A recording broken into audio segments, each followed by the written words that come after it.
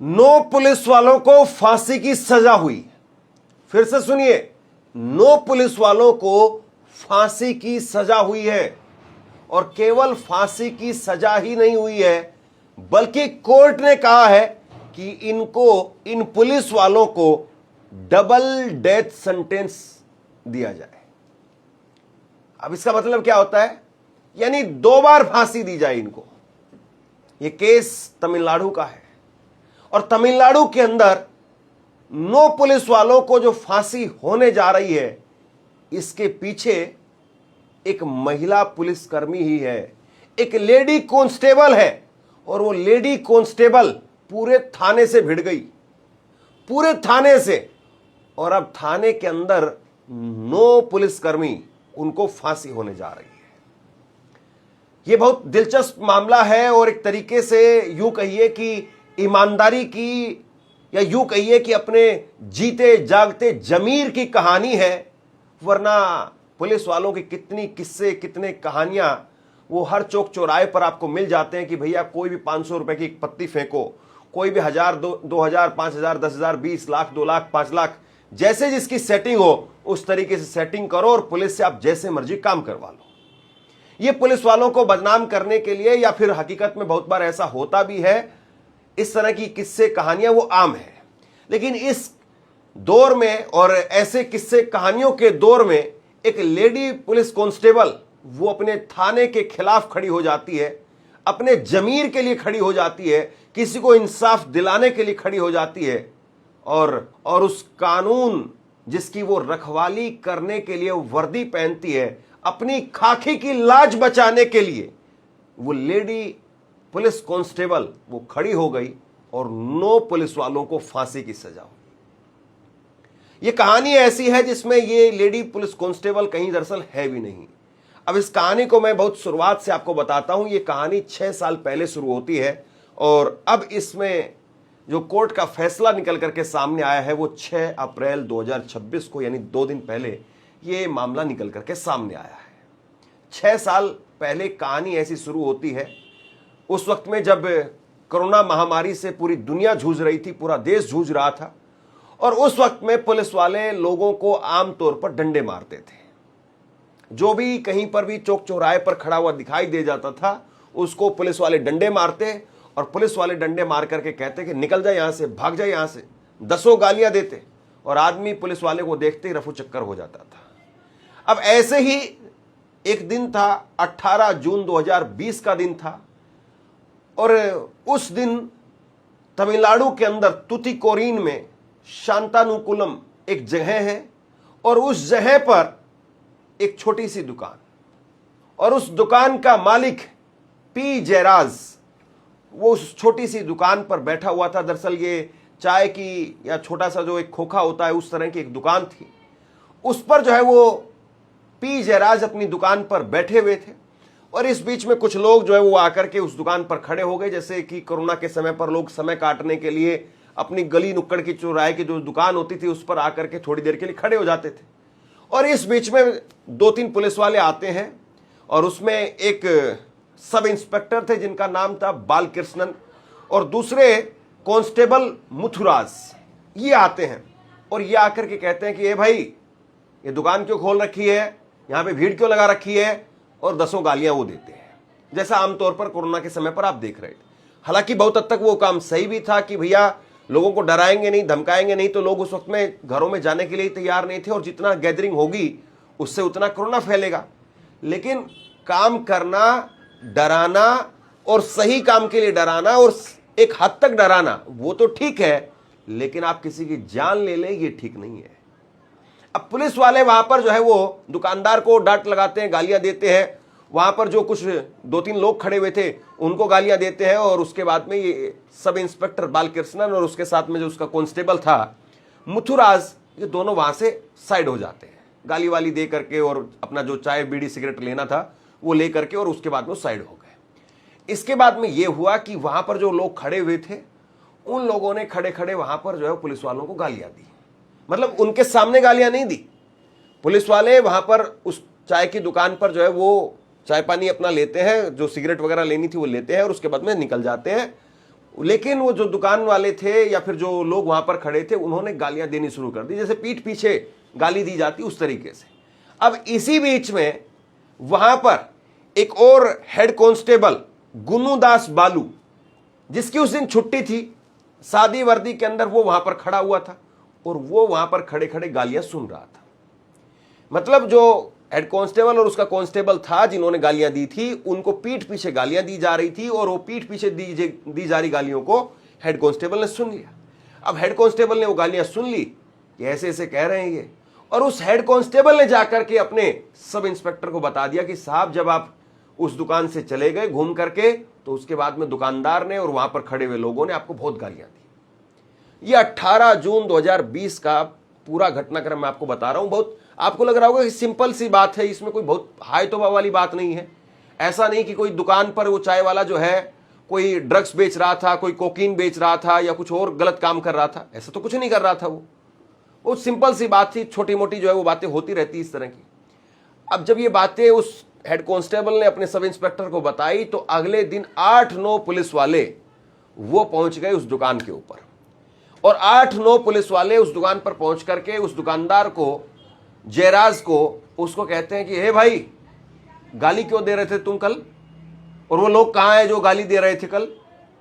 और इसके बाद में जो है वो बोल करके, ऐसा बोल करके वो वहां से उस दुकानदार को उठा लाते हैं। और उस वक्त में ये कहिए कि आप कहीं पर भी पुलिस वाले जो उठा ले जाते थे कि भैया ये घूम रहा है, या आवारा घूम रहा है, ये है वो है, कोई पूछने वाला नहीं था उस वक्त में। और पुलिस वालों ने, 8-9 पुलिस वालों ने उस दुकानदार को उठा लिया, वहां से उठा करके उसको थाने के अंदर ले आए।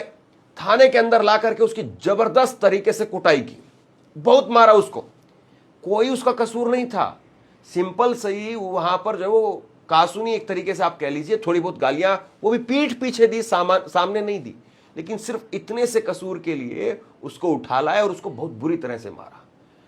अब जब ये बात पता चली उस दुकानदार के बेटे को, उसका नाम है जे बेनिक्स, और जब उस बेटे को यह बात पता चलती है कि तुम्हारे पापा को तो पुलिस उठा करके ले गई है, और मामला क्या था, मामला कुछ ऐसे ऐसे था, बेटे को बताया गया, बेटे को पता भी नहीं था, क्योंकि आमतौर पर ऐसी बातें कौन घर पर जाकर के बताता है, लोगों को लगता है कि ये तो रोजाना की बात थी और खत्म हो गई। लेकिन पुलिस वालों ने इसे ईगो पर ले लिया था। अब बेटे को जब ये बात पता चली तो बेटा वो दौड़ा दौड़ा थाने में पहुंचा। बेटा जब दौड़ा दौड़ा थाने में पहुंचा तो वहां पर जाकर के देखता है कि कई डंडे वो टूटे पड़े हुए थे। यानी इतना मारा, इतना मारा, इतना मारा उसके पिता को कि पुलिस वालों ने कई मार मार करके डंडे तोड़ दिए। अब देखिए किस तरह की खुन्नस थी साहब। अब इसके बाद में जब बेटे ने जाकर के वहां पर सवाल जवाब किए, और जाहिर सी बात है जब अपने बाप को कोई वहां पर तड़पते हुए देखेगा, कई डंडे वहां पर टूटे हुए देखेगा, तो बेटा भड़क भी गया होगा। और इसके बाद में पुलिस वालों ने पकड़ करके बेटे की भी सुताई कर दी, भयंकर तरीके से सुताई कर दी। और देखिए कोई कसूर नहीं, सिंपल सी एक छोटी सी चीज हुई थी, लेकिन बेटे को भी भयंकर तरीके से मारा। अब दोनों बाप बेटे को इतना भयंकर तरीके से, ये 19 जून 2020 की कहानी मैं आपको बता रहा हूं। 18 जून को जो सिंपल सी छोटी सी घटना हुई थी, अगले दिन सुबह सुबह 19 जून को ये सब कुछ हो रहा है।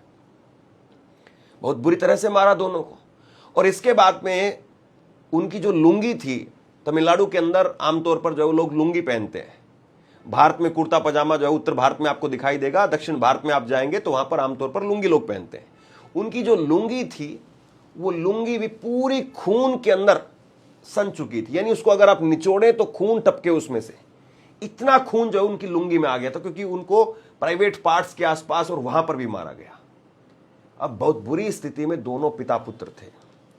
और इसके बाद में पुलिस उनको उस थाने से 100 किलोमीटर दूर लेकर के जाती है, 100 किलोमीटर दूर। और 100 किलोमीटर दूर ले जाकर के और वहां पर एक हॉस्पिटल में उनको पहले भर्ती करवाया और वहां से उनका मेडिकल करवाया। यानी अब जो है पुलिस वाले इनको किसी दूसरे केस में फंसाना चाहते थे, और इनकी गिरफ्तारी जो है वो 100 किलोमीटर दूर से दिखाई, और दूर से गिरफ्तारी दिखवा करके उनका मेडिकल करवा करके उनको रिमांड पर ले लिया कि हम इनको रिमांड पर लेना चाहते। किसी भी दूसरे केस में उनको फंसाने की पूरी तैयारी पुलिस कर चुकी थी। लेकिन साहब हुआ ये कि 18 तारीख को मामूली सी घटना हुई थी, 19 तारीख को बुरी तरह से मारा, फिर अगले दिन उनको लेकर के गए और 22 तारीख को बेटे की मौत हो गई। और उसके अगले दिन उस दुकानदार की भी मौत हो गई।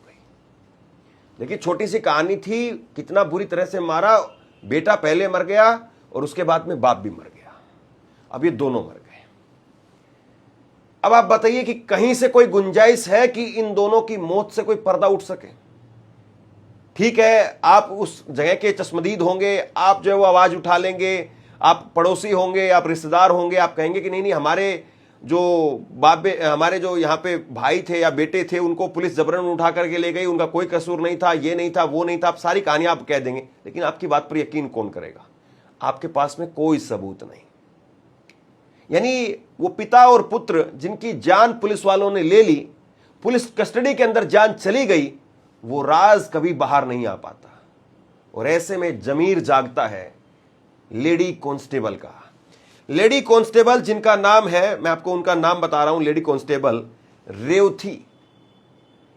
और इनका जो है वो जमीर जाग जाता है। रेवती ने जो है वो कहा कि मैं इस मामले में कोर्ट में भी जाकर के बयान दूंगी। और फिर मामला जो है वो कोर्ट तक चला गया। फिर उसके बाद में रेवती ने जो कोर्ट के अंदर कहा कि मैं बयान देने के लिए तैयार हूं, लेकिन मैं कम से कम अपनी सुरक्षा चाहती हूं, मैं अपने परिवार की सुरक्षा चाहती हूं, क्योंकि जाहिर सी बात है 9 पुलिस वाले उस मामले के अंदर थे। हालांकि रहे तो और भी होंगे, पूरा थाना ही था, लेकिन 9 पुलिस वाले चिन्हित किए गए। और जब पहले केस रजिस्टर होता है तो उसमें 9 नहीं, कम से कम 15-18 रहे होंगे, आप मान करके चलिए। और एक थाने के अंदर इससे ज्यादा पुलिस वाले होते हैं। तो वहां पूरे थाने के खिलाफ खड़ा होना, उसी थाने से आप भी हो, उसी थाने में जिसमें आप नौकरी कर रहे हो इस वक्त में, अपने थाने के अंदर अपने साथियों के खिलाफ गवाही देना कि कोई इनका कसूर नहीं था, इनको जबरन मारा गया, बहुत बुरी तरह से मारा गया, तब इनकी डेथ हुई है, ये कहना आप सोचिए कितनी बड़ी दुश्मनी लेने वाली बात है। और आप सोचिए कि 6 सालों के अंदर उस लेडी पुलिस कांस्टेबल को कितनी, आप यूं कहिए कि रिश्वत नहीं दी गई होगी, डराया नहीं गया होगा, धमकाया नहीं गया होगा, या कहां से प्रेशर नहीं आया होगा, या फिर वो 9 पुलिस वाले और उनके परिवार के लोग कितना गिड़गिड़ाए नहीं होंगे उस लेडी कांस्टेबल के सामने कि किसी तरीके से माफ कर दो, गलती हो गई, या फिर उसको किसी तरीके से धमकाया गया होगा कि तुम्हारा ऐसा कर देंगे, तुम्हारा वैसा कर देंगे, तुम्हारा एक आदमी पूरे परिवार को, पूरे रिश्तेदारों को, सबको मार देंगे। लेकिन साहब कहते हैं ना कि अगर कोई अपनी पर आ जाए तो फिर एक थाना क्या, पूरा देश भी अगर खिलाफ खड़ा हो जाए, अगर कोई अपने जमीर पर आ जाए तो फिर उस आदमी को आप खरीद नहीं सकते। और वो अपने जमीर को जो जगा चुकी थी और उसके जमीर को खरीदा नहीं गया। और उस महिला पुलिस कांस्टेबल ने, उसने गवाही दी थाने के अंदर, कोर्ट ने बाकायदा इस बात को माना, 6 साल तक हियरिंग हुई, 6 साल तक जो सुनवाई हुई। और ये कहानी, ये तो मैंने 10 मिनट में जो बयां कर दिया आपके सामने। मैं चाहता हूं कि आप जरा अपनी कल्पनाओं में जो है वो इमेजिन करिए कि किस तरह का जो है दौर रहा होगा, और उस लेडी कांस्टेबल ने क्या कुछ नहीं सहा होगा। सोचिए जरा इस बात को, कितना कुछ उसको नहीं डराया गया होगा, और वो फिर भी खड़ी रही, डटी रही। और फिर आखिरकार ये हुआ कि कोर्ट ने कहा कि ये 9 पुलिस वाले वो दोषी हैं, इनको फांसी की सजा सुनाते हैं, इनको डबल डेथ सेंटेंस वो दी जाती है, यानी 2 बार फांसी की सजा, क्योंकि इनके और पुराने किस्से थे, उनको भी क्लब कर दिया गया। और वो बहुत सारे पुलिस वाले इसमें ऐसे थे जिनको 1 से 7 साल तक की सजा हुई, यानी 9 को फांसी की सजा और कुछ को 1 से 7 साल तक की सजा हुई। और इस मामले में 76 लाख रुपए का 76 लाख रुपए का जुर्माना लगा। यहां पर मुझे लगता है कि एक तो जजों ने भी बहुत बड़ी बात यहां पर है कि बहादुरी दिखाई, क्योंकि अगर कोई लेडी पुलिस कांस्टेबल अगर नहीं बिक रही है तो ऐसे मामले में बहुत सारी बार ऐसे भी देखा गया, हालांकि हो सकता है कि मेरा ये कहना भी गलत हो, लेकिन सच्चाई तो आप जानते ही हैं कि किस तरीके से चीजें काम करती हैं। जजों को भी खरीद लिया जाता है, और 9 पुलिस वाले आप सोचिए कि क्या कुछ देने के लिए तैयार नहीं होंगे।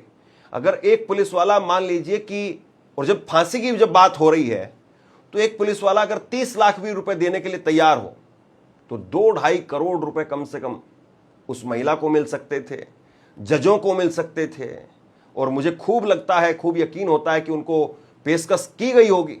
मैं तो सिर्फ इमेजिन कर रहा हूं। और आप सोचिए कि फिर भी वो खड़ी रही, वो डटी रही, वो जज वो डटे रहे, बहुत बड़ी बात है।